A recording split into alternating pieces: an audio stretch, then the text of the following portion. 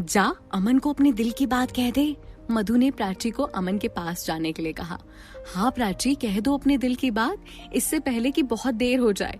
निखिल ने भी मधु को सपोर्ट करते हुए कहा। हाँ प्राची, निखिल सही कह रहा है, जा जल्दी अमन को प्रपोज कर दे। मधु और निखिल ने प्राची के अंदर एक साहस भर दिया तो प्राची होले होले हल्के कदमों से अमन की तरफ अपने दिल की बात कहने के लिए बढ़ने लगी। पर तभी कुछ ऐसा अनाउंस हुआ जिसने प्राची के कदमों को हमेशा हमेशा के लिए रोक दिया। दोस्तों, जैसा कि आप सब जानते हैं कि आज अमन का बर्थडे है और इसी के साथ साथ आज अमन और पूजा की एंगेजमेंट भी है। अमन के चाचा ने जब ये अनाउंस किया तो प्राची के पैरों तले जमीन खिसक गई। उसे समझ नहीं आ रहा था कि वो देख रही है, जो सुन रही है वो सच है या कोई बुरा सपना। वो जानती थी कि अमन उससे प्यार करता है, पर ये अनाउंसमेंट उसे सुनकर प्राची की आंखों से टप टप आंसू बहने लगे। उसने अपने कदम वापस मधु और निखिल की ओर बढ़ा लिए। निखिल और मधु भी अनाउंसमेंट सुनकर बहुत हक्का बक्का रह गए। इन दोनों को भी पहले से ये खबर नहीं थी कि ऐसा कुछ होने वाला है। प्राची को इन सबसे पहले बहुत तकलीफ हो रही थी और दिव्यांशी ने उसके जले पर नमक छिड़कने के लिए उसे और सुना दिया। सामने खड़ी दिव्यांशी रूपल के साथ ड्रिंक करके प्राची के इर्द गिर्द घूमकर बोली, तुम्हें क्या लगता था अमन सर तुमसे शादी करेंगे? अरे तुम जैसी लड़कियां तो अमन सर के यहाँ नौकरानियां भी नहीं होती। औकात से ज्यादा उड़ना अच्छी बात नहीं होती। देखो कैसे तुम्हारे पंख काट दिए, है ना? और इतना कहकर जोर जोर से हंसने लगी। प्राची ने सच में इतनी हिम्मत नहीं थी कि वो अमन को किसी और के साथ देख पाए। पूजा के साथ दूर खड़े अमन ने जब प्राची की ओर देखा तो उसका रोता हुआ चेहरा अमन को बहुत कुछ कह गया। अमन ने बहुत कोशिश की थी कि वो सगाई के लिए मना कर दे, पर किसी ने उसकी बात नहीं सुनी।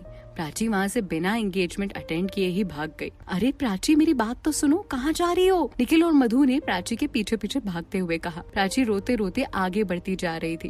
वो किसी की बात सुनने को तैयार नहीं थी। वो बस रोती जा रही थी, रोती जा रही थी, वो बढ़ती जा रही थी। आज उसे ऐसा लग रहा था जैसे उसके हाथों से सब छिन गया हो। जहाँ वो सपने को भी छोड़कर अमन की तरफ खींचने लगी थी, वही आज उसका सपना और अमन दोनों ही उससे दूर चले गए थे।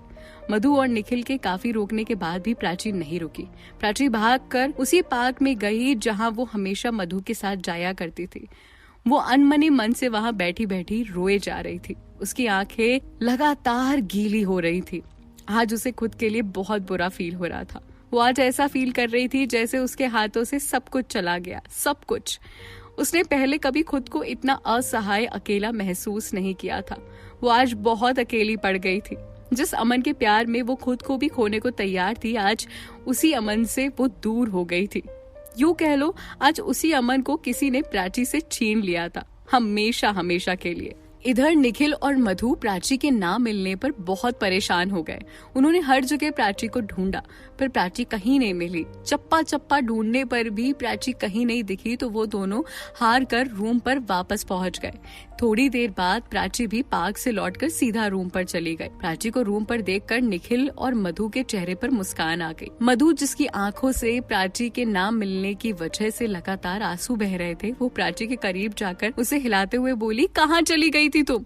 कहाँ कहाँ नहीं ढूंढा मैंने तुम्हें, हाँ? पर प्राची, उसकी जुबान से तो कुछ निकल ही नहीं रहा था। वो तो मानो ऐसे भूत बन के खड़ी हो, जैसे किसी ने उसके शरीर में से प्राण निकाल लिए हों।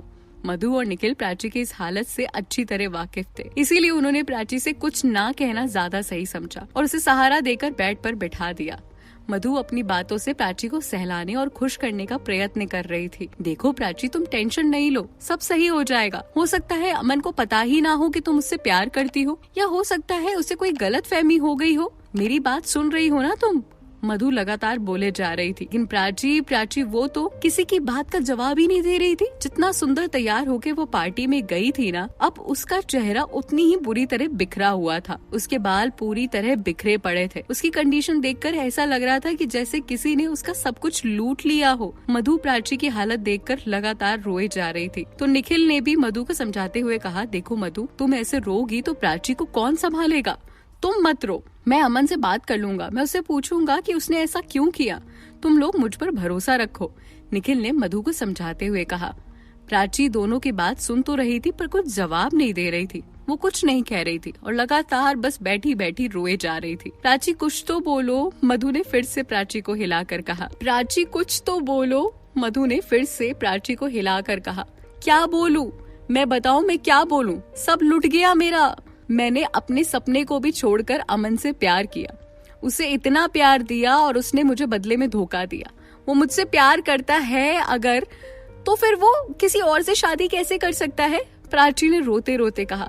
समझता हूँ मैं प्राची, तुम टेंशन मत लो, मैं अमन से पक्का बात करूंगा कल। नहीं, अब कोई उससे बात नहीं करेगा और अमन से कोई कुछ नहीं कहेगा। इतना कहकर प्राची अपना चेहरा छुपाकर जोर जोर से रोने लगी। मधु प्राची को ऐसे रोते देख और भी टूट गई और वो खुद भी प्राची से लिपट कर रोने लगी। निखिल ने दोनों को संभाला और दोनों को सहारा देकर सोने के लिए कहा तो प्राची अपने बेड पर ही उठकर बोली, निखिल कल सुबह की फ्लाइट की टिकट बुक करो मेरी। क्यों?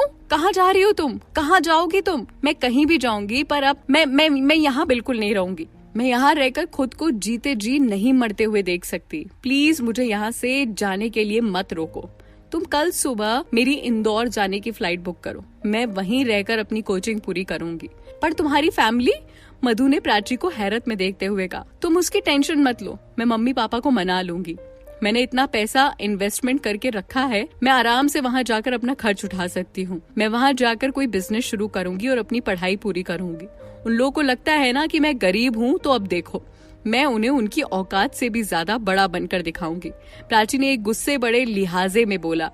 निखिल जानता था कि अब प्राची को रोकने का कोई फायदा नहीं, वो अब किसी की बात नहीं सुनेगी।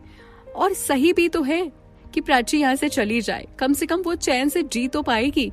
ये सोचकर निखिल ने भी उसे नहीं रोका और कल सुबह की उसकी फ्लाइट पुणे की बुक कर दी। वो अपना सामान अपने लगेज में पैक करने लगी तो मधु ने पीछे से आकर उसे कंधे पर हाथ रखते हुए कहा, प्राची एक बार और सोच लो, कहीं ऐसा ना हो कि तुम यहाँ से जाकर बहुत बड़ी गलती कर दो। अब आगे क्या होता है ये जानने के लिए आपको इंतजार करना पड़ेगा अगले एपिसोड का।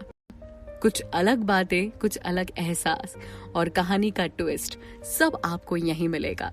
कमेंट बॉक्स पे कमेंट करके ये एपिसोड कैसा लगा जरूर बताइएगा।